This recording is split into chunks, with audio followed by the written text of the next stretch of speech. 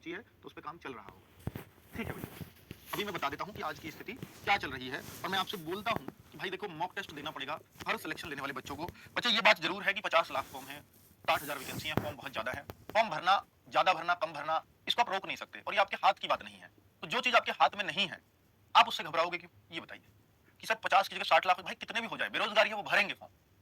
पर क्या 50 लाख बच्चा तैयारी करेगा? मैं कहूंगा 35-36 लाख तो एग्जाम में बैठेगा, क्योंकि अभी हवा हवा चली थी, इतनी सारी वैकेंसी तो बच्चों ने सबने फॉर्म डाल दिया। जो तैयारी के कभी टच में थे नहीं थे, जिसका काम अच्छा चल रहा था, बुरा चल रहा था, सबने डाल दिया। लेकिन जिस दिन एग्जाम देने जाएंगे 35 तो उस दिन रह जाएंगे। अब बात रही कि तैयारी कितने लोगों की होगी। तो बच्चों एक और बात बता दूं कि 60,000 वैकेंसी है तो पास भी 1.5 लाख किए जाएंगे फिजिकल में जो भेजे जाएंगे। वो बात अलग है कि 1.5 लाख में से 1 लाख फिजिकल मार जाओ या 80,000 फिजिकल मार पाओ, फिर बाद में उन बाकी बच्चों को भी निकाला जाता है और थोड़ी सी कट ऑफ बढ़ा करके। पर बच्चे शुरुआत में अगर मैं कंपटीशन बोलूं कि ये जो 50 लाख बच्चा है इसमें से कितने बच्चे रियल कंपीट करेंगे, तो रियल होगा 3 लाख बच्चा, सिर्फ 3 लाख। और 3 लाख में से 1.5 लाख फिजिकल के लिए चुना भी जाना है, आधा। तो आप ये समझ लीजिए, आपके गांव में 2 सीरियस बच्चे तैयारी कर रहे हैं तो एक का तो सिलेक्शन हो जाएगा, 4 सीरियस बच्चे तैयारी कर रहे हैं तो 2 का तो सिलेक्शन हो जाएगा। और वैसे ओवरऑल देखो तो 83 बच्चों में से एक।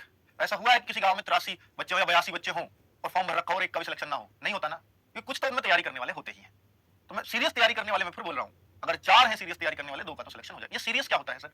सीरियस वो है जिन्होंने अभी तैयारी शुरू नहीं की है, बहुत पहले से पढ़ रहे हैं और अभी उनके लिए शादी ब्याह इंपॉर्टेंट नहीं है किसी के भी, वो अपनी पढ़ाई को नहीं छोड़ते एक क्षण के लिए भी। और वो बच्चे इस समय, मैं ये नहीं कह रहा कि सीरियस वो है जिसके 250 मार्क्स आ रहे हैं मॉक में, मैं ये कह रहा हूं कि हो सकता है 170 वाला 160 वाला भी वाला नंबर ले आए, लेकिन अभी वो सीरियसली लगा हुआ हो, बहुत सीरियसली वो देख रहा हो कि मेरी ये सब्जेक्ट पे कमजोर पकड़ है तो मैं इन सब्जेक्ट के सिर्फ इन टॉपिक्स को पढ़ूं।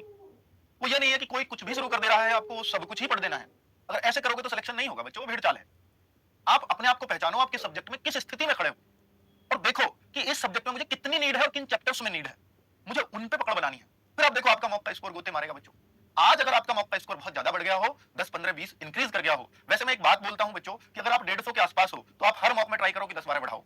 अगर आप 120 के आसपास और सिलेक्शन की उम्मीद कर रहे हो तो कोशिश करो हर मॉक में 20 बढ़ाने ही बढ़ाने हैं।